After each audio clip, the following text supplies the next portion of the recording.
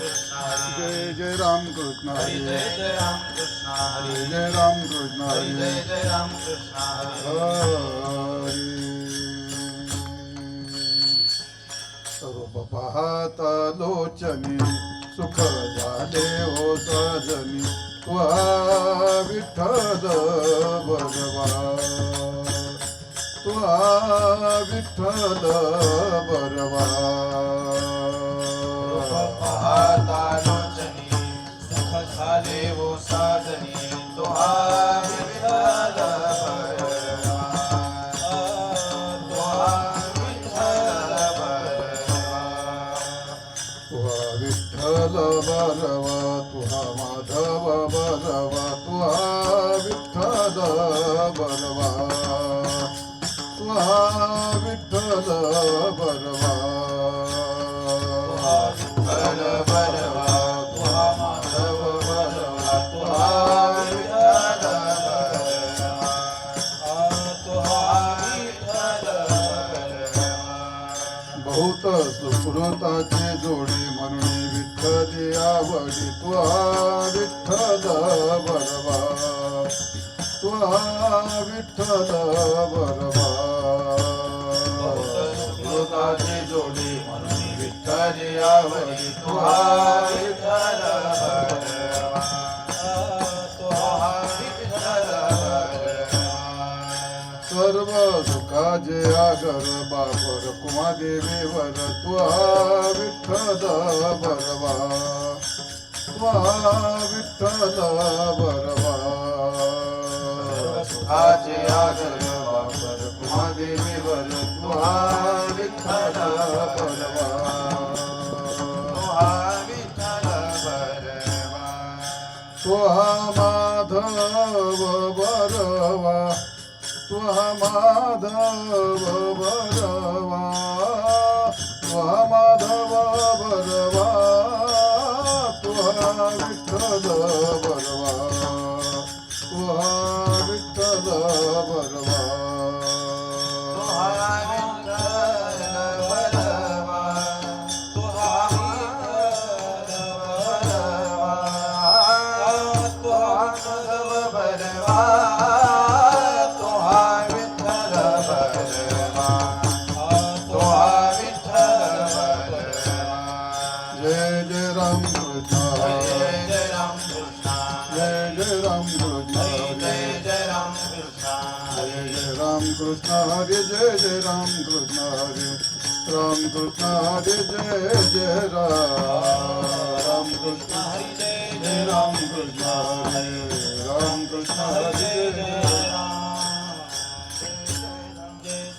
धर्माची तो मूर्ती पाप पुण्य तुझे हाती पाप पुण्य तुझे हाती पाप पुण्य तुझे हाती धर्माची तू मूर्ती पाप पुण्य तुझे हाती पाप पुण्य तुझे हाती पाप पुण्य तुझे हाती मज सोडवी दातारा कर्मा पासूनी दुस्तरा कर्मा पासूनी दुस्तरा कर्मा पासूनी दुस्तरा मला सोडवी दातारा कर्मापासूनी दुस्तरा कर्मापासूनी दुस्तरा कर्मापासूनी दुस्तरा करशी अंगीकार तरी काय माझा भार तरी काय माझा भार तरी काय माझा भार करसे अंगीकार तरी काय माझा भार तरी काय माझा भार तरी काय माझा भार जीवेच्या जीवना तुका म्हणे नारायणा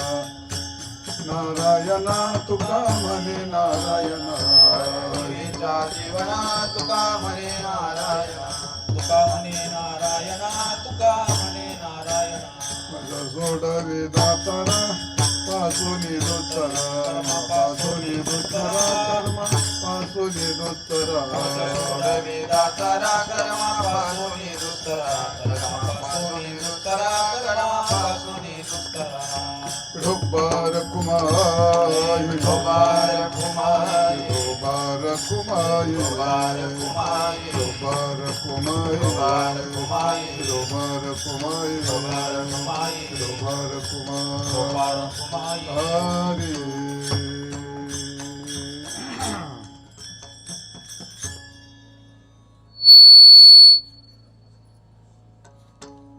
अरे कमी कमी पडत काय तुला कोण वाढीत आवाज उगा सिट्टी वाजत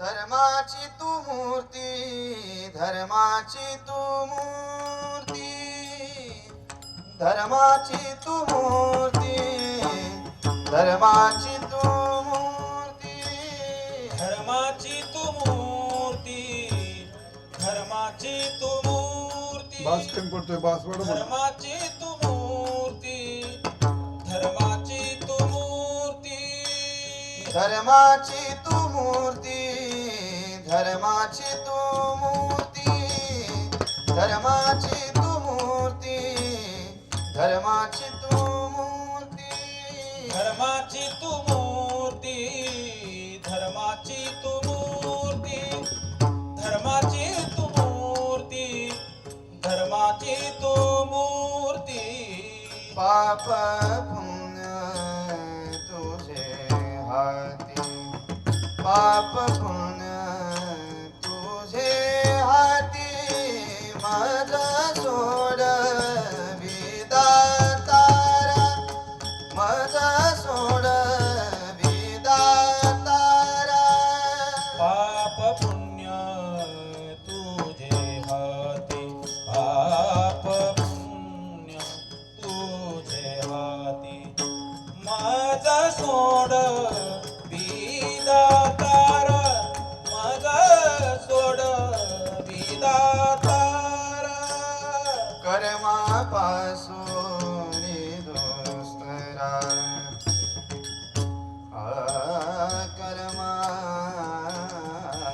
कर्मापासून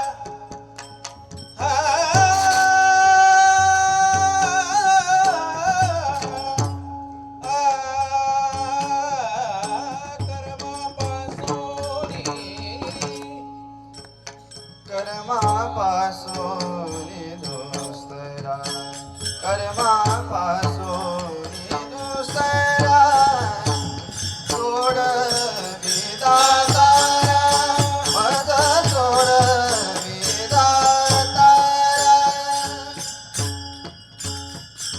विठ्ठल विठ्ठल विठ्ठल विठ्ठल विठ्ठल विठ्ठल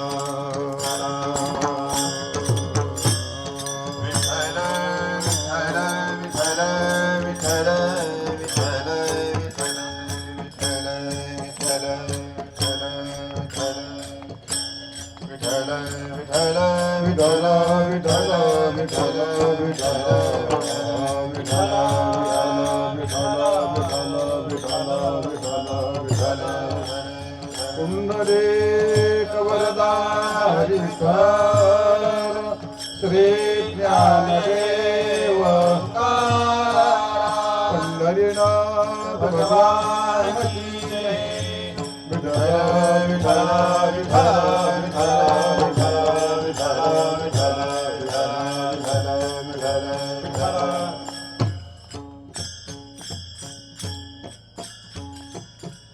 धर्माची तू मूर्ती पाप पुण्य तुझे हाती मज सोडवी दातारा कर्मापासून दुस्तरा करसे अंगीकार तरी काय माझा भार मज सोडवी दातारा कर्मापासून दुस्तरा जीवीच्या जीवन तुका म्हणे नारायण मज सोडवी दातारा कर्मापासून दुस्तरा कर्पूर गौरम करुणावतारम संसार सारम भुजगेंद्रहारम सदा वसंतम हृदयारविंदे भवम भवानी सहितं नमामि. पांडुरंगा करो प्रथम नमन पांडुरंगा करो प्रथम नमन पांडुरंगा करो प्रथम नमन पांडुरंगा करो प्रथम नमन दूसरे चरण संतजिया दुसरे चरण संतांचिया दुसरे चरण संतांचिया. धर्माची तो मूर्ती पाप पुण्य तुझे हाती मज सोडवी दातारा कर्मापासून दुस्तरा. प्रस्तुत यावर्षी सेवेकरता घेतलेला अभंग जगद्वंद्य जगद्गुरु श्री संत तुकाराम महाराज यांचा हा 4 चरणाचा भगवंताकडे करुणा भाकणारा कर्माच्या फेऱ्यातून मला सोडव अशी एक करुणा तुकारामांच्या अभंगात भाकलेली आहे. अभंग फार छान आहे, चिंतनीय आहे. कोणता अभंग छानच असतो, चिंतनीच असतो, तो काही नसतो मग असं. पण काही अभंग थोडक्यात असतात, काही जरा लांबलचक सांगितले जातात, असे सिद्धांत असतात. असो, आज आपली 3ऱ्या दिवसाची दिंडी श्री क्षेत्र मांडवगण मांडव्य ऋषीचं स्थान आहे. मांडव्य ऋषींनी इथं तपश्चर्या केली आहे, त्यांचं स्थान आहे, पवित्र स्थान आहे. आणि सिद्धेश्वर भगवंताचं मंदिर हा परिसर आहे, म्हणजे परिसर फार शुद्ध आहे, पवित्र आहे. गाव सुद्धा हे एक मोठं ऐतिहासिक गाव आहे, प्राचीन कालाचं ऐतिहासिक गाव. आपण गाव पाहिल्यावर लक्षात येतं ते वाडे बिडे मंदिराची रचना वगैरे ऐतिहासिक गाव आहे. सर्वात प्रमाणे या ठिकाणी यावर्षी आपली दिंडी सोहळा येऊन दाखल झाला आहे, लवकरच दाखल झाला आहे. भागवत महाराज फार बिफोर येत, सगळ्यात पहिला आधी लवकर. आणि चांगलं आहे ते, 10-5 मिनटं येऊन आपली विश्रांती होती. आता एवढी काही पाऊस बिऊस नाही, त्याच्यामुळे ते होतं, चांगलं आहे. असो, नेहमीप्रमाणे आपला हा चाललेला चिंतनाचा अभंग. या अभंगामध्ये तुकाराम महाराजांनी मागणी केली का विनंती केली का या ठिकाणी याचना केली का करुणा भाकली, असा आपला अभंगाचा उपोद्घात चाललाय. सगळा अभंग सांगायला म्हणतो अजून 15 परत दिंडी पाठीमागे न्यावं लागेल का, परत चालत चालत कीर्तन करीत मग होईल वा अभंग सगळा पूर्ण. पण काय नाही होईल, पंढरपुरामध्ये होईल, काही उरलेला आता होईल. असो तो भाग. 2 दिवस आपलं चिंतन झालेलं आहे. मागणी काय असते, कालच्या याच्यामध्ये याचना काय असते, विनंती काय असते. पण आजच्या अभंगामध्ये तुकाराम महाराज या अभंगात करुणा भागतात. तर महाराज म्हणतात मज सोडवी दातारा कर्मापासून दुस्तरा. तर महाराजांनी या अभंगात करुणा भाकली, पण कोणला करुणा भाकली? ते भगवंतापुढे करुणा भाकली. तर करुणा असते, त्याला आपण म्हणतो करुणा, करुणाकर आणि करुण असे 3 प्रकार असतात त्याच्यामध्ये. तर करुणाकर कोण असतो, करुण काय असतं आणि करुणा काय असते? करुणा शब्दाचा अर्थ असा आहे कृपा, दया, अनुकंपा, अनुक्रोश. असा करुण शब्दाचे अर्थ पर्यायी शब्द असतात त्याला. तर करुणा ही काय असते, करुणा केव्हा भाकल्या जाते, करुणेचं कारण काय असतं आणि आपण भगवंताकडे करुणा भागतो का? तर ते आपल्या चिंतना करताच असतात. ही गोष्ट अशी महत्वाची गोष्ट आहे. असं तर करुणा म्हणजे काय असतं? तर करुणा हा एक गुण असतो आणि करुणा हे एक माणसाचा, त्याला काय म्हणतो, एक मानसिक भाव असतो. करुणा एका एक वस्तू नसते, करुणा काही एक व्यक्ती नसते, एक मानसिक भाव असतो, मनातला भाव असतो, त्याला म्हणतात करुणा. आणि त्याचं लक्षण असं केलं आहे परदुःख हान इच्छा, म्हणजे दुसऱ्याचं दुःख निवारण करण्याची जी इच्छा असते त्याला करुणा असं म्हणतात. मला वाटतं बाजूला करुणेची गोष्ट असे, याला करुणा असं म्हणतात. मग आता करुणा काय करुणा, करुणा करण आणि करुणाकर. तर करुणाकर कोण असतो? जो करुणा करतो तो. आणि करुण कोण असतं? करुण आणि करुणातला भेद नाही कळत आणि करुणा नाही फार कळत आपल्याला. मग आता करुणा कोणाजवळ असते? तुकाराम महाराज करुणा भागतात आणि भगवंताला भागतात. करुणा कोणाकडे? तुकाराम महाराजाकडे कधी भगवंताकडे. करुणा कोणाकडे? ज्याच्याकडे मागायची करुणा त्याच्याजवळ असते. जो भागतो ना त्याच्याकडे करुणा नसते, त्याच्याकडे एकच असतं. काय असतं? त्याच्याकडे शास्त्रयुक्त इवळणी त्याला म्हणतात. ज्याला चांगलं इवळता येतं त्याला करुणा म्हणतात.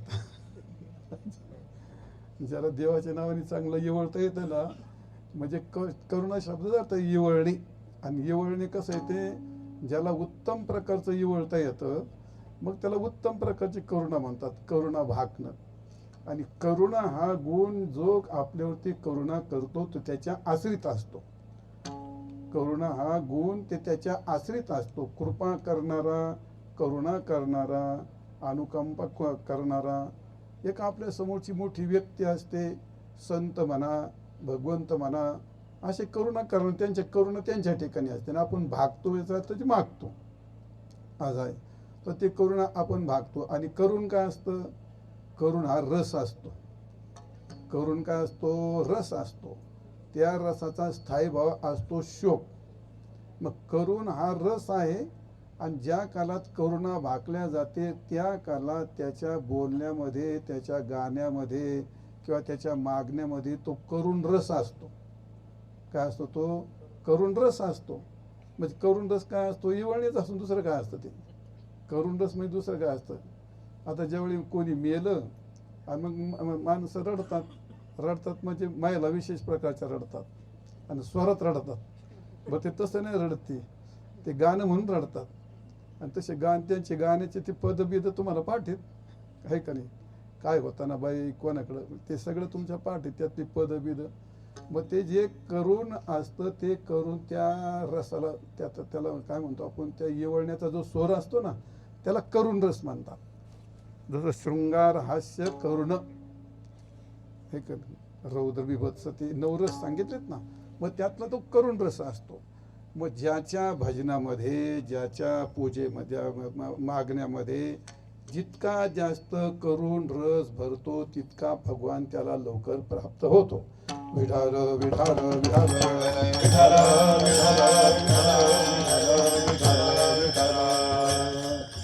मग आता आपल्या मागण्यामध्ये, आपल्या भजनामध्ये आपण मंदिरात गेल्यानंतर काहीतरी देवाला 2 शब्द मागतो, बोलतो, काहीतरी बोलतो ना, किंवा सकाळी पूजा बिजा करतो. मग आता ज्याने त्यांनी ठरवायचं बा आपल्या मागणीमध्ये आपलं करुण किती का असतं, ते आपला करुण रस किती का असतो. आता प्रत्येकाचा रस वेगळा, काहीला रसाचाच पत्ता नसतो. काय भजन चाललं म्हणजे चाललंय, कोणतरी दुसरा पुढे काय म्हणतो की तिसरंच काहीतरी म्हणतो आणि त्याला ते नाही म्हणतो की नुसतं हा हा करतो, काही तर नुसते तोंडच हलवितात. तो एक भाग वेगळा असतो तो. म्हणजे प्रत्येक त्या मागण्यामध्ये ज्या कालात करुण रस तयार होतो त्या कालामध्ये पुढचा जो असतो तो पघळल्या जातो.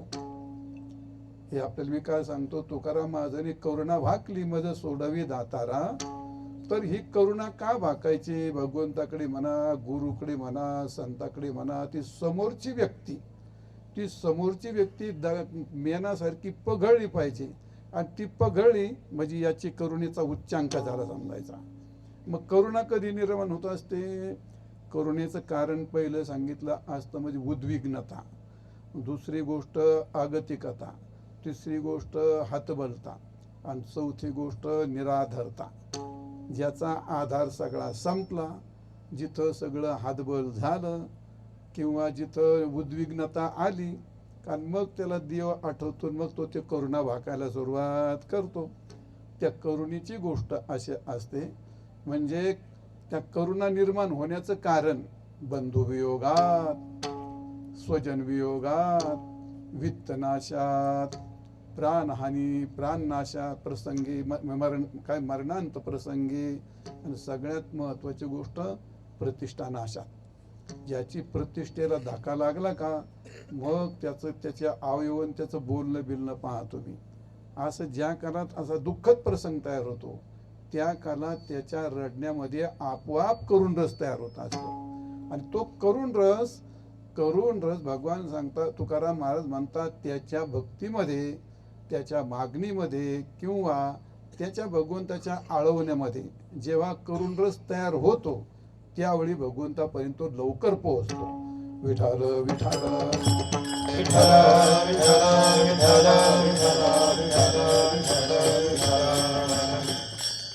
कारण तो करुणाकर आहे ना भगवान. हा तुकाराम महाराज म्हणतात, देवा तो कृपा करुणा सिंधू, देवा तो कृपा करुणा सिंधू, होसे माय बाप आमुचा बंधू, होसी माय बाप आमुचा बंधू, जीवन सिद्धे साधन सिंधू, जीवन सिद्धे साधन सिंधू, थोडसी भवबंधू काळपाश, शरणगता वज्रपंजर, शरणगता वज्रपंजर, थोडीसी भवबंधू काळपाश, शरणागता वज्रपंजर, शरणागता वज्रपंजर.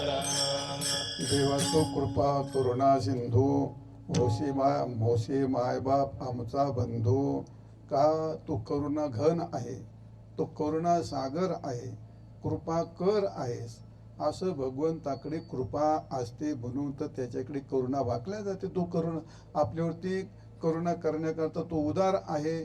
आपला नक्की कर्मापासून, जन्ममरणापासून, दुःखापासून आपल्याला सोडविल असं तुकाराम महाराज म्हणतात. आणि म्हणून मग करुणा भाकायची असते, मागणी मागायची असते, याचना करायची असते आणि करुणा भाकायच्या असते. करुणा भाकायच्याचा अर्थ अत्यंत मृदू करुणा भाकायची असते.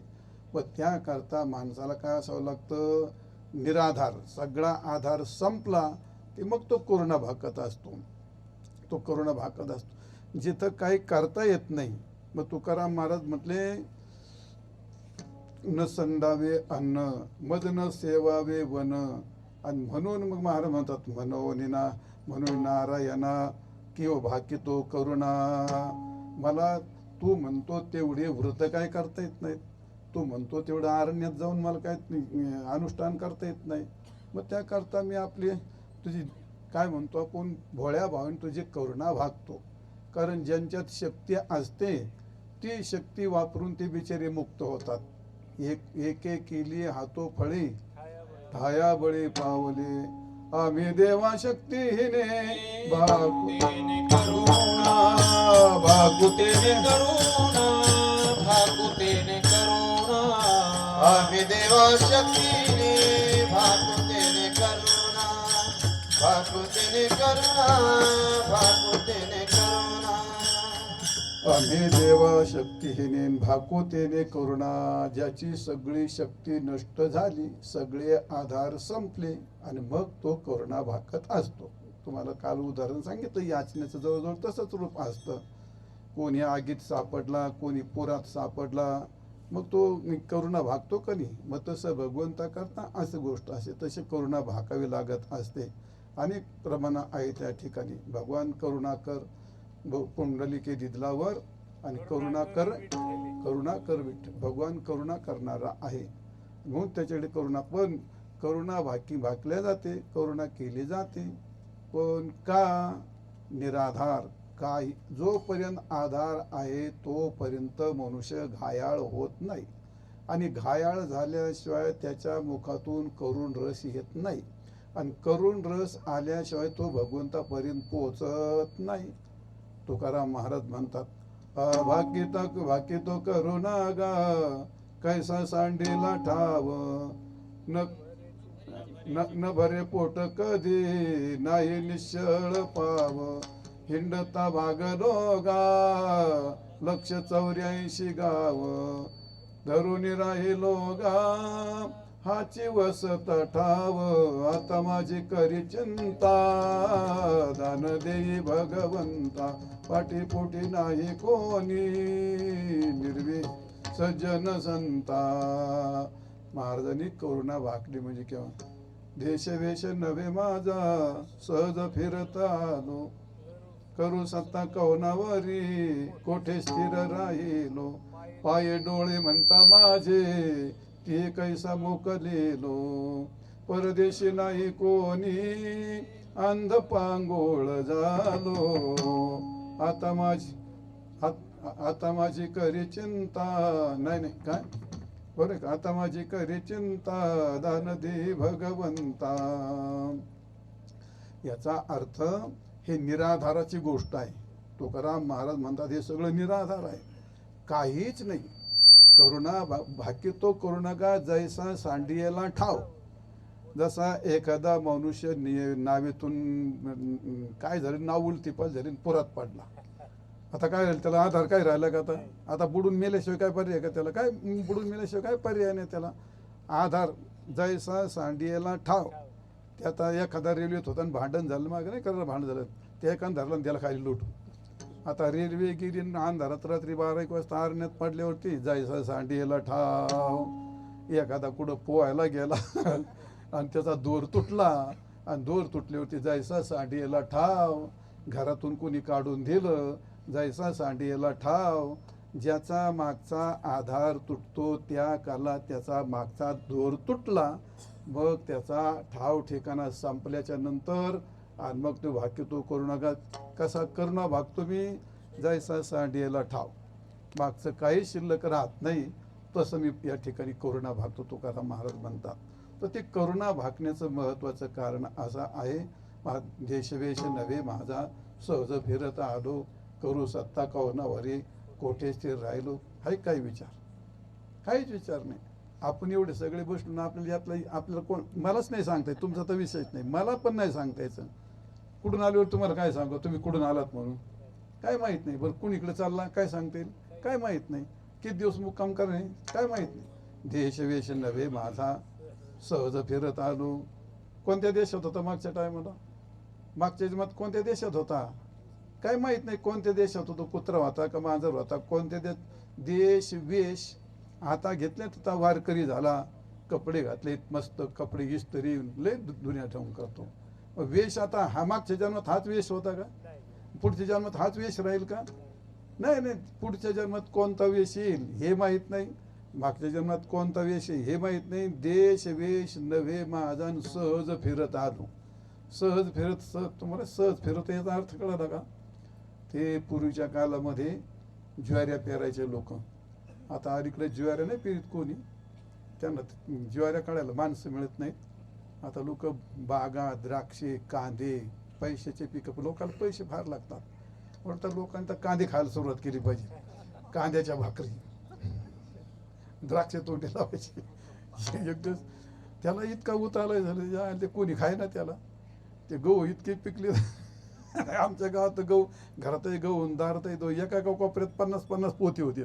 केव्हा खावा ते लोकांनी ते पुरी नव्हतं म्हणून ते असं आता बा आता कशा काळात सांगितलं तुम्हाला ते पूर्वीच्या काळात जेवाऱ्या राहायच्या आणि ते जेवाऱ्या काढल्या का ते पेंढे उचलून नेलं का त्याची वाळे पानं पडायची आणि वाळे पानं पडले का वावळट यायचं तर वावळटी गेल्या कोणीकडं वावळटी येत नाही का वावळट आली ते उडाले का ज्वारीचे पानं ते गळाटा उडाला का असा वर जायचा ना आकाशामध्ये हा त्याला म्हणायचं विमान म्हणायचं लहानपणी विमान आलं आता ते इतक्या वर जातं 2-3 किलोमीटर वर गेल्यावर ते हवेत जातं त्यावेळी त्याचा सगळा आधार संपलेला असतो. मग आता ते कोणत्या दिशेला जाईल बरं त्याला ठाव ठिकाण आहे काय त्याला काय ठाव ठिकाण नाही. इकडून जर हवा आली तर चालला इकडं आणि पुन्हा तिकडून हवा फिरली का चालला इकडं वर चाललं इकडं बरं पुढं उतरण्याचा भरोसा आहे का. तोच प्रकारे हा आपला तोच प्रकारे देश वेश नव्हे माझा सहज फिरत आलो. इथलं जर पान उडालं आणि कदाचित करमळ्यात जाऊन जर टेकलं तिथल्या पान विचारलं कोण इकडं आला कोण इकडं आला तू तेव्हा काय नाही कोण इकडं मला काय माहिती पण सहज फिरत आलो. कस काय बऱ्याच गिरट्या घालीत वार बंद झालं म्हणून येऊन खाली पडलो. तसला 84 लक्ष फेरा फिरत इथपर्यंत आलो. याला म्हणतात सहज फिरत आलो. देश वेश नव्हे माझा सहज फिरत आलो. करू सत्ता कवनावरती आता काय सत्ता करायला आपण करतो तो भाग वेगळा. करू सत्ता कवनावरती कोठे स्थिर राहिलो. आता ही जी यावर आपली जी कोणाची बायको आहे ती जर 4-5 जन्मापासून बरोबर असती तर मग तिच्यावर सत्ता गाजवता आली असती. पण ती मागच्या जन्मात हीच होती माहिती आहे का होती का नव्हती हेच माहीत नाही आणि होती तर ही होती हे सांगता येईल का. पुढच्या जन्मात हेच घर सापडणार आहे का. म्हणजे आता आपल्या संबंधित ज्या ज्या वस्तू आहेत त्या मागच्या होत्या का पुढे राहणार आहेत का. करू सत्ता कवनावरी कोठे स्थिर राहिलाय. ते घर त्या मागच्यात कुठं घर होतं का गठरीत घर होतं काय माहिती आपलं कशात घर होतं माहितीच नव्हतं ना. ते कोठे स्थिर राहिलो काहीच नाही. म्हणजे देश माहीत नाही वेश माहीत नाही कुणाला हे माहीत नाही कुणीकडे चालला हे पण माहीत नाही.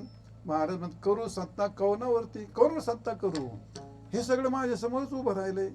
ही जागा पण इथलीच आहे झाडं दगड इथलेच आहेत विटा माती इथलीच आहे. त्याच्यावर रचलं त्याचं नाव आपणच टाकलं आपणच म्हटलं हे माझं हे सगळं काय असेल ते त्याला पण सत्ता करता पण ती सत्ता करण्याकरता ते तुमचं आहे काय नाही. जीवाचा काही संबंध येत नाही करू सत्ता कवनावरती.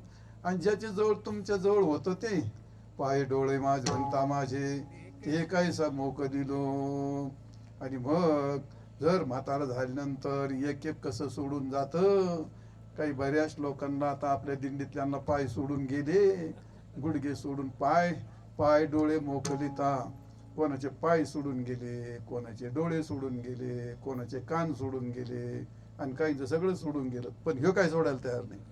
पाय डोळे म्हणता माझे काही ते काही मोकलला दिलं सोडून हाकून तुला त्यांनी भाऊ तुझं तिकीट संपले नाही आमचं भाडं संपलंय म्हणा आमचा काल संपलाय हे तुझं तू सांभाळ आता ते भाड्याचं घोडा म्हणून पाय डोळे म्हणता माझे ते काय सामू करिलो. परदेशी ना हे कोणी अंध पांगोळ झालो. आता परदेशी म्हणजे कुठं जायचं पुढच्या देशातलं तिथं काय फोन करायला जागा नाही. मागच्याला फोन करावं तिकडे काय पत्ता नाही. जरा आंधळा झालो म्हणजे याचा अर्थ काहीच कळत नाही आणि पांगळा झालो याचा अर्थ म्हणजे कोणीकडे सारखं याचीच काय अक्कल नाही. आणि मग असं झाल्यानंतर मग महाराज म्हणजे आता याच्यावर काय पर्याय आता येवळ्याशिवाय काय पर्याय काहीच नाही. मागं नाही पुढतं चालता वाट पुढे भय वाटते चित्ती बहुत जन गेले नाही आले मागुती न देखो काय झाले कान तरी ऐकते बैसलो संधी भागी तुझ. मग आता एखादं जसं पुरात वाहून आलं अंधाराचं कुठंतरी उचललं माग नाही का त्या कर्नाटकामध्ये भले डोंगरच वाहून आली होती गाड्या आणि ट्रकान वाहून गेले त्यात 400 माणसं तर वाहूनच गेले ते बाकीचं काय एखादं वाहून आलं त्याला जर रांधार एखादं काही झाडाचं फांदविंदी जर सापडली मग काय करेल तो आता तेव्हा आता असं मेलून तसं मेलून द्यावरच करून असं म्हणून गवतो फांदी धरून पक्के धरून बसन तो बैसलो संध भागी तसं तुकाराम महाराज म्हणतात, देवा एवढ्या वावठळात मला तुझे चरण सापडले, मी पक्के धरून बसतो, बैसलो संधी तुझं धरून या चित्तात तुला धारण केलंय. कारण एवढं सगळं राडा, एवढा वाईट प्रसंग आहे, त्याच्यात आता कोणाकडे पाहू. आता करुणा भाकिल्याशिवाय काय पर्याय नाही. म्हणून भाकी तो करुणा गा जैसा सांडियेला ठाव. मागचा सगळा आधार तुटला, आणि सगळा आधार तुटल्याच्या नंतर आणि मग त्याच्या मुखातून आपोआप करुण रस येतो महाराज. बऱ्याच वेळा भूकंपामध्ये किंवा पावसाच्या याच्यामध्ये जळितामध्ये अख्खं कुटुंब संपतं, एखादी बाई शिल्लक राहते, एखादा मुलगा शिल्लक राहतो, आणि मग त्यांनी ते सगळं पाहिलं असतं. मग त्या काळात तुझ्या आक्रोश करतो ना मग महाराज ते, किंवा अचानक एखादा मनुष्य की जातो, त्या बाईला ते लहान लेकरं ते बाईला सोडून गेला, आधार काहीच राहत नाही. मग जैसा सांडियेला ठाव. तात्पर्य मी काय सांगतोय तुम्हाला, जैसा सांडियेला ठाव. त्या एखाद्या बाईच्या जीवनात किंवा त्या मुलाच्या जीवनात इतका आक्रोश करून रडतो तो, त्या आक्रोशाने कोणी मिळत, मी कधी रडत नाही, मला रडूच येत नाही. पण जिथं गेलं त्या माणसाचं रडणं पाहिलं का मला त्यांच्या आधी, म्हणजे आता ते न सांगितलेलंच बरं, नुसता स्वर कानावर आला तरी माझं पार बिघडून जात आहे. पण दुसऱ्याचं रडणं, त्यांचा शोक आपल्यावर एवढा परिणाम करतो की ज्याला रडू येत नाही त्याला पण रडायला होतो तो. मग त्या एवढं मी सगळं प्रवचन काय केलं, त्या रडण्यातला जो अर्थभाव आहे, तो अर्थभाव जेव्हा आपल्या मागणीत, आपल्या भजनात, आपल्या परमार्थात येतो, त्याला म्हणतात करुणा. विठाल विठाल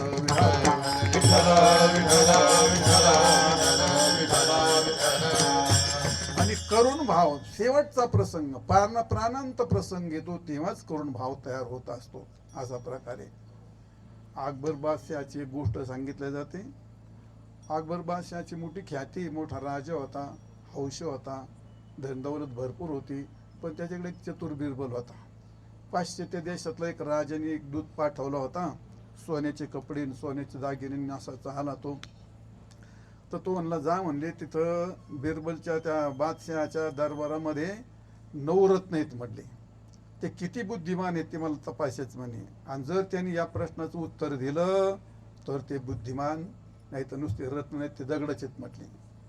आला गेला आला बादशहाने बोललं काय, तो म्हणला काय नाही महाराज, आमच्या महाराजांनी सांगितलंय का तुमच्या इथं जे काय विद्वान आहेत तर त्या विद्वानी आम्ही तुम्हाला 1000 मुंग्याचं दूध पाहिजे, जर तुम्ही ते 1000 मुंग्याचं दूध काढून दिलं तर तुमचा जय झाला, आणि 1000 मुंग्याचं दूध जर काढून नाही दिलं तर तुमचा पराजय झाला, तुमचे पंडित निकामी झाले, सगळं असं काही झालं.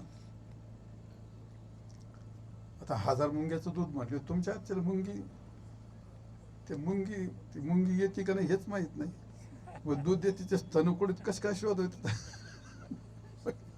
मुंगीचं दूध काढायचं म्हणजे कसं काढायचं. आता आली का नाही पंचायत, आम्हाला जमत नाही म्हटलं, भारत देशाची इज्जत गेली आणि यांना मूर्खता आली. बादशहाचा पार घामेघूम झाला.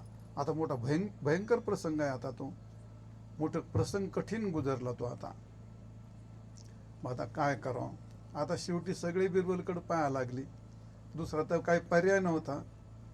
तर तो बादशहाला म्हणला ठीक आहे म्हणले महाराज, हे काय फार मोठं अवघड नाही, हे काय फार सोपं आहे. आता एवढं सोपं म्हणले आहे, बाकीचे लोक म्हणले मुंग्या दूध काढीनच कसं काय, बरं एक काढायचं किंवा 1000 काढायच्या, त्या गोळा कुठं काढायच्या, आणि काय कसं काय दूध काढायचं. तेव्हा काय नाही सोपं आहे म्हण, पण 1000 मुंग्याचं दूध काढायचं ना, मग त्याला 4 दिवसाची वेळ पाहिजे का नाही म्हणे.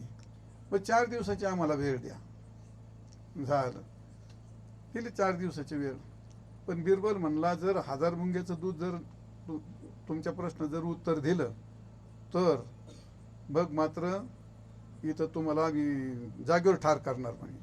असं आहे, नाही झालं तर मग आम्ही आमचा हारपत करू, पण हे जर तू माझ्या प्रश्नाचं उत्तर जर नाही दिलं तर तुला जागेवर तुला तुझी शिर कलम केला जाईल.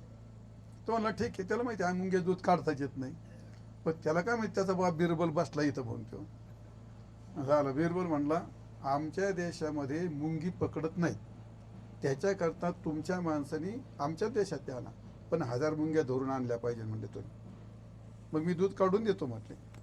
म्हणजे काय सोपं आहे. आता त्याच्याकडे सैन्य होतं, गेली आणल्या मुंग्या धरून 1000, काही बऱ्याच मोठ्या मोठ्या चांगल्या काळ्या पिवळ्या डासणाऱ्या एका मडक्यात घालून 1000 मुंग्या आणल्या. आणल्याच्या नंतर ह्या सगळ्यांच्या डोक्यात एकच, हा बिरबल नेमकं काय करतो. मुंगी धरायचं, शेळीचं दूध काढायचं, टंगडी घातली लागला पिळायला. आता अशी मुंगीची टंगडी तरी कुठं धरायची ती मुंगीचं दूध काढायचं. काहींच्या डोक्यात की ह्यो मुंगी धरीन कस का, मग मुंगीला असं उतन पाडील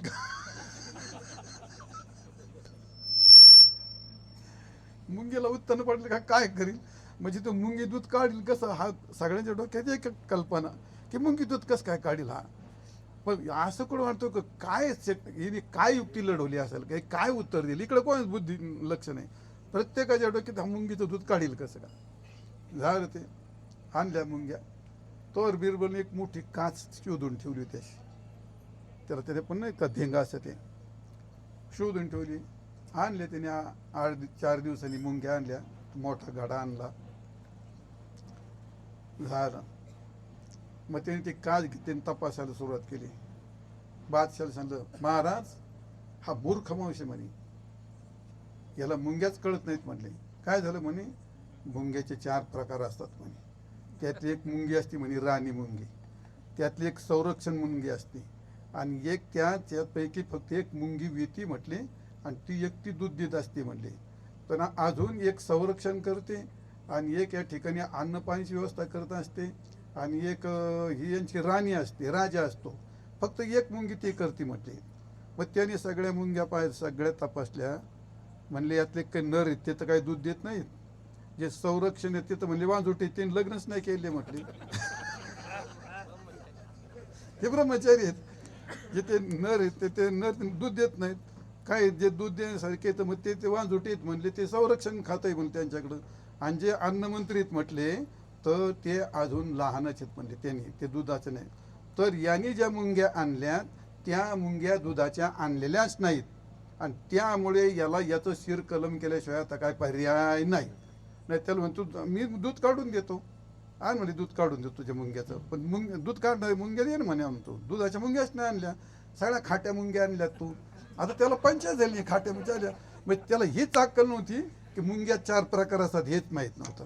खाट्या काय येलेल्या काय दूध देतात काय, एवढी अक्कल जर असते ती मुंग्या मागायला चाललं तर मुंगी दूध मागायलाच नसतं आलं. असं घाबरलं, थर कापायला लागलं.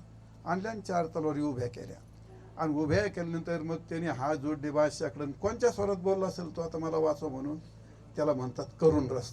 विठाल विठाल विठाल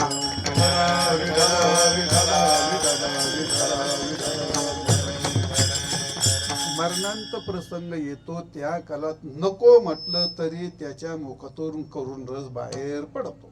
आणि तो करुण रस ज्या काळात माणसाला काय म्हणतो भीती वाटली, मरणांत प्रसंग आला तर. तुम्हाला दुसरं एक उदाहरण सांगतो, बिरबलचीच गोष्ट आहे ती. एका विदेशात माणसाने एक गाडगं घेऊन पाठवलं. तो म्हणला तुमच्या दरबारात मोठे विद्वान माणसं आहेत, तुमचा बिरबल फार हुशार आहे म्हणे, आमच्या महाराजांनी हे एवढी मडकभर अक्कल मागितली म्हणले. मग मडकभर अक्कल द्या, आणि जर नाही दिली तर तुमचा पराजय झाला वगैरे वगैरे पाहिल्यासारखी गोष्ट. मडकभर अक्कल द्या म्हणे. आता मडकभर अक्कल द्या ते काय दूध आहे, आता मुंगीच तरी दूध निदान दे. आता अक्कल काय कस काय, अक्कल काय गोंधळून भरायची. आता तू सारखा एखादा भरू शकतो म्हणून तर हा त्यांच्याकडे आहे ती जास्त. अक्कल का मडक्यात भरायची कस काय, तशीच चर्चा सुरू झाली. त्याला अक्कल मडक्यात कस काय भरायची, आणि अक्कल कस काय मडक्यात कस काय द्यायची. आणि हा पराजय काळ तोडून काय सोपी गोष्ट आहे का ती. 9चे 9 रत्न पंडित सगळे पार गडबडून गेले. आता राजाचा पराजय झाला तर तो बादशाह मोठा खतरनाक होता. जर तुम्हाला एवढं पोचलं आणि तुम्हाला जर हे उत्तर देता येत नाही, मग तुम्ही मरायला तयार व्हा, आहे का नाही. पंचायत आला बिरबल पुढे. बिरबल म्हणला ठीक आहे म्हणला, तुम्हाला घाडाभर अक्कल देतो म्हटले, पण ती घाडाभर अक्कल ती भरायला फार थोडी थोडी भरावं लागते म्हणे त्याच्यामध्ये, आणि त्याच्यामुळे त्याला 6 महिने वेळ लागेल म्हणे. मग ते म्हणले 8 महिने वेळ घ्या, पण घाडा भरून अक्कल पाहिजे, नाही तर तुमचा पराजय झाला, तुमचं राज्य आम्हाला होऊन जाईल म्हटले. ते चालेल, पण जर घाडाभर अक्कल जर दिली आणि जर का तुम्ही त्यात तुमचा पराजय झाला तुझे 4 तुकडे करील म्हणे. तो ना चालेल, आता त्याला 100% खात्री होती ही गाडाभर अक्कल कशी काय, याच्यात भरताच येत नाही गाडाभर अक्कल. चालेल म्हटला तो मोठ्या विश्वासाने मोठ्या दिमाखाने त्याचा रुबा बेबाबा अमकं तमकं बिरबळ ते मडकं घेतलं. बादशाला वाटले कायच करेन बुवा ते, याच्यात अक्कल भरायची कशी काय, ती काय ते अक्कल भरायची गोष्ट आहे का काय. पण बिरबलचा थोडासा विश्वास होता. झालं, घेतलं ते मडकं, गेला शेतामध्ये. ज्यांनी चक्क्या लावल्या होत्या ना, चक्क्याची भोपळी, ते चक्कीची कळी त्या मडक्यात घातली. त्याला सांगितलं पाहिजे तेवढे पैसे घे, पण मडकं नाही फुटलं पाहिजे आणि वेल नाही तुटला पाहिजे.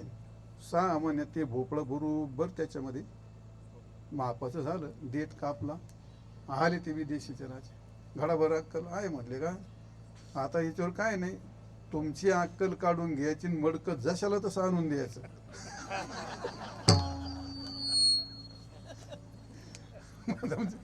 तुमची अक्कल काढून घ्या, यातली तुम्हाला अक्कल दिली, यातली अक्कल काढून घ्या आणि मडकं न फुटलं पाहिजे. जर मडकं फुटलं तर तुझी 4 तुकडे झाली समजायची.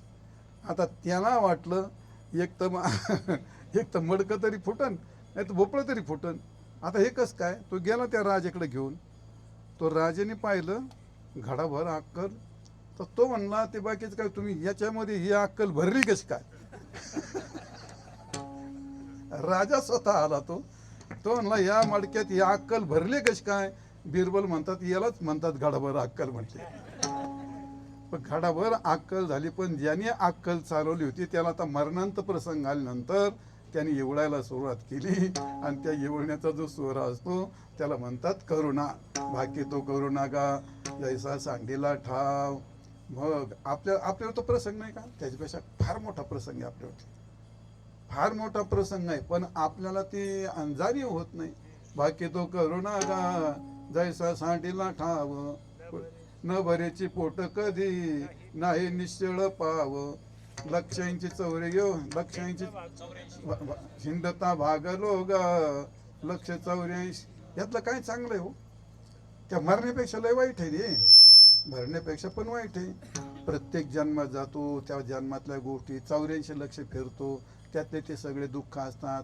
हे सगळं असतं, कोणीकडे आलो माहीत नाही, कोणीकडे चाललो हे माहीत नाही, मेल्यावर कुठं जातो हे माहीत नाही.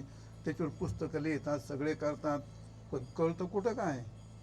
मेल्याच्या नंतर कळतं कुठं काय. आपल्याला फक्त एकच कळतं, मेला का सगळ्यांनी रडायचं, आणि मेला का थोड्या वेळाने त्याला उचलायचं आणि राम बोल भाई राम म्हणायचं, आणि ते जाऊन पेटवायचं, नंतर दुसऱ्या दिवशी सावडायचं, नंतर मग 10 दिवसांनी दशक्रियाविधी करायची, आणि सगळे तोड बिड स्वच्छ धुवून रेटून बुंदी पुरी वगैरे चांगली हाणायची. झालं, पुढं काय, तर पुढं काहीच नाही. बहुत जन गेले नाही आले मागोती, न देखो काय झाले कान तरी ऐकते. मग आता जो मरणांत प्रसंग, एखाद्या मनावर जर प्रसंग झाला. मी असा पवंगडा वस्तीमध्ये होतो, आणि आमचे गुरु महाराज विष्णू महाराज ते कोल्हापूरकर, आणि ते आले आणि ते नवीन कीर्तन केलं. मी जरा असं लहानच होतो फार, म्हणजे 18 वर्ष असं ऊन अडवाय. त्यांनी जेव्हा यमाचं वर्णन केले महाराज, त्या माझ्या मनोर एवढा परिणाम झाला त्या यमाचा. ते आले हो संसार तुम्ही एक करा, मुक्ती मार्ग हळवची धरा, काळदंड कुंभया तना थोरा, नाही कार्या घोर नाही त्या यमाशी करुणा, बाहेर काढेता कुडी प्राणा, ओढाळ सापडे जैशी धान्या. आपल्याला खांबाला कवटळतात, ते नरकाच्या कुंडात टाकतात, तिथे एवढ्या इंचू इंगळे असतात, त्याच्यात साप असतात, तापल्याचून ते न चालता चालवतात, लोखंडावून चालवतात, त्या नदीमध्ये बुडवतात, यमदंड मारतात. तिने जेव्हा वर्णन केलं माझ्या मनोर परिणाम झाला त्या यमाचा, आणि त्याचा एवढा परिणाम झाला ना, आपल्याला लग्न करायचं म्हणजे रामेश्वराच्या मंदिरात संकल्प केला, नको रे हो म्हणलं आपल्याला ते संसार. म्हणजे संसाराची अक्कल कुठं काय आली हो, संसार तुम्ही एक करा. अरे म्हणलं संसार केवळ गॅस होत आहे, म्हणलं आपल्या संसार बिंसार काय नाही करायचं. जे मनोर परिणाम झाला आणि तिथून जे उदासी झाली, पुन्हा ते काय नोकरीन शेतीन भानगड, ते काय पुढचं लयच कठीण काम. ते मग असा जेवढी मनोर परिणाम होतो त्यावेळी आपाप करून रस बाहेर येत असतो. पण तुकाराम महाराजाला याचं हे सगळं कळालं होतं. बाकी तो करुणा कैसा सांडीला ठाव, म्हणजे करुणा भाकण्यातले जे कारण असतात ते कारण आपल्याला कळत नाहीत. आपली हातबलता असते, कारण ज्या कालामध्ये मरणांत समय मनुष्य असतो, मग त्या कालामध्ये मरायला टाकला आणि त्याला यमाची यमदूत पुढे दिसली, मग आता काय ते कुणीकडे पळतो का तो? अगती कथा, त्याला गती नाही, काही गती संपली त्याची. हातबलता, तो काय यमाला मारू शकतो का? काय करू शकतो? हातबल झाला तो. त्याची हातबलताय होते, अगतिकताय होते, सगळा आधार संपतो, बोलता येत नाही, काही दिसत नाही, सगळं काही संपलेलं असतं. अशा प्रसंगात तो प्रसंग मरणांत प्रसंग जसा असतो तसं तुकारामाला हे सगळं दिसतं. हे प्रपंच, स्वर्ग, नरक, जीवन जगणं हे कसं आहे हे महाजनाला स्पष्ट दिसतं. आणि याला फक्त एकच कारण आहे, ते कर्म. कर्मानेच जन्मतो, कर्मानेच जगतो, कर्मानेच मरतो, कर्मानेच दरिद्री होतो, कर्मानेच श्रीमंत होतो, कर्मानेच महाराज होतो, कर्मानेच लोकांची घेटरे खातो, कर्मानेच गळ्यात हारे पडतात, कर्मानेच लोकांची निंदा होते, कर्मानेच स्तुती करतो. कर्मापेक्षा श्वासही घेता येत नाही, इतका कचाटा ठेवलाय म्हणून तुकाराम महाराज म्हणतात. आणि ही गोष्ट जशी एखादा काय म्हणतो, एखाद्या अधिकाऱ्याची किंवा कलेक्टरची सही असल्याशिवाय ते काम होत नसतं, तसं इथं भगवान हे सगळं करायचं कर्माच्या कचाट्यातून सोडण्याकरता. तहान लागल्यानंतर पाण्याशिवाय पर्याय, आणि भूक लागल्यावर अन्नाशिवाय पर्याय नाही, आणि जगण्याला श्वासाशिवाय पर्याय नाही. तसं कर्माच्या कचाट्यातून सुटण्याकरता भगवंताशिवाय दुसरा जगात पर्यायच नाही. म्हणून महाराज म्हणतात, मज सोडवी दातारा कर्मापासून दुष्करा, कर्मापासून दुष्करा, कर्मापासून दुष्करा. मज सोडवी दातारा कर्मापासून दुष्करा, कर्मापासून दुष्करा, कर्मापासून दुष्करा. माझ सोडावे दातारा कर्मापासून दुस्तरा. तू दाता आहेस, तुका म्हणे दाता सखा, ऐसा अनंता सारिखा. भगवंतासारखा दाता जगात कोणी नाही. शिवितो हा रस वाटितो अनेका, घ्यारे होऊ नका रानभरे, विटेवरी ज्याची पावले समान. तोच एक तोच एक दानशूर दाता. दानशूर आहे आणि दाता आहे. जे जगात कोणाला देता येत नाही ते त्याला देता येत. बरोबर आहे का नाही? मग आता पुढे आहे तुम्हाला, पाप पुण्य त्याच्या हातात आहे, स्वर्ग नरक मुक्त बंध सगळं त्याच्या हातात आहे.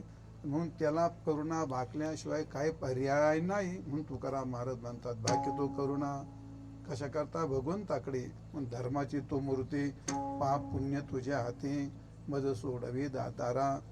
मग ज्या काळात एखाद्याकडे काम असतं, काल तुम्हाला उदाहरण सांगितलं, एखाद्याकडे काम असल्यानंतर त्याची खूप स्तुती करावी लागते.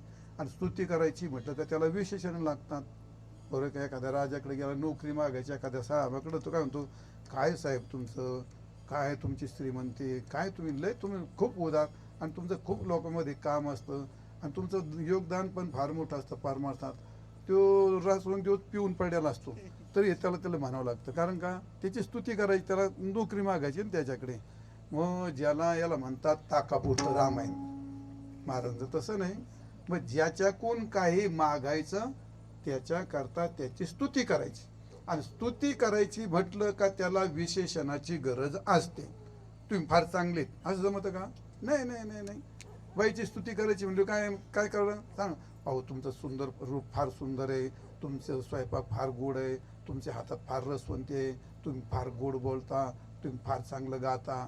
मग एवढं सोडून द्यायचं का? बघ, मग त्या माणसाला हवा भरणारा मग जर चतुर असला ना, ते पुढचा फुगून फुटला पाहिजे. तो हवा भरणार, पण त्याला हवा भरता आली पाहिजे. ते फक्त समोरच्याला मला वाटलं पाहिजे काय ह्यो मला खरंच म्हणतोय. असतो तो खोटाच असतो, तो नुसते हवा भरीत असतो. काय कळतं ते काय फुटत नाही, ते काय असे फुगत येत ना, फट फुटत येत. मग त्याच्याकरता त्याला विशेषण जोडावे लागतात, सगळे विशेषण जोडावे लागतात. तसं भगवंताची स्तुती करण्याकरता तुकारामध्ये देवा तू धर्माची मूर्ती आहेस का देवा, तुलाच पाप पुण्य कळतं, तुझ्याच पाप पुण्य हातात आहे, तुला सगळं शास्त्र कळतं, तू शास्त्राला निर्माता आहे, तू पुण्याचा जाणता आहे, पापाचा जाणता आहे. एवढं सगळं भगवंताचं वर्णन केलं आणि मग काम सांगितलं काय, मला या कर्माच्या बंधनातून सोड, कारण तुझ्याशिवाय पर्याय नाही. पण फक्त कोणत्या स्वरात सांगितलं. काल बिचारे ते पैसे मागायला गेले ते शेठजीकडे, ते कोणत्या स्वरात तिने पैसे मागितले. तसं आपलं भजन आहे ते आपण कोणत्या स्वरात करतो. मग आता काही भजन करतात मग त्यात बायको मागायची असते, ते बायकोचा स्वर त्याच्यात मिसळून मागतो. काहींना काय मागायचं, काहीतरी मागायचं असतं ते मिसळतं ना, प्युअर स्वर नाही राहत ना आपला, म्हणजे शुद्ध स्वर नाही राहत. तुकाराम महाराजांनी करुणा भाकली पण शुद्ध शुभ्रत भरपूर प्रमाण येतात, तेवढे सगळे मला आठवते नाही, तेवढा वेळ आहे नाही, असो तो भाग. पण महाराज म्हणतात, धर्माची तू मूर्ती, पाप पुण्य तुझ्या हाती, मज सोडवे दातारा, कर्मापासून दुस्तरा. उरलेला विषय उद्या सांगणार आहे. आता उपदघात झाला तर धर्माची मूर्ती अभंगातला एक एक तुकडा सांगेल तुम्हाला. आज तास होऊन गेला, 6 तास झाला, दमून आले असते, तू वारकरी झोपायचं असते. आपण या ठिकाणी थांबूया. विठोबा रखुमाई